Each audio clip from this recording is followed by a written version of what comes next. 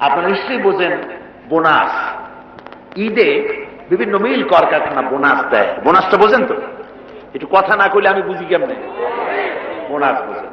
ধরুন Adamjee jute mill কর্তৃপক্ষ তারা ঘোষণা করেছে ঈদের একদিন আগে 28শে রমজান অথবা 29শে রমজান আমরা ঈদ বোনাস দেব।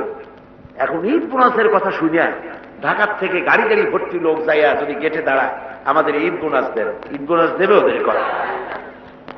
বোনাস কাদের জন্য? যারা মিলে এমপ্লয়, যারা কর্মচারী, ওদের জন্য বোনাস। বাইরের লোকেরা বোনাস বোনাস করে যদি বেশি চিল্লায় তাহলে বোনাস পিঠের উপরে দেবে না, পিঠের উপরে বোনাস দিয়ে দেবে।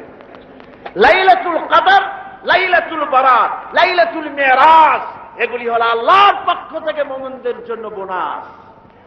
এই বোনাস কাদের জন্য? যারা নামাজি, যারা দিনদার, যারা চরিত্রবান, যারা ইমানদার, ওদের জন্য বোনাস।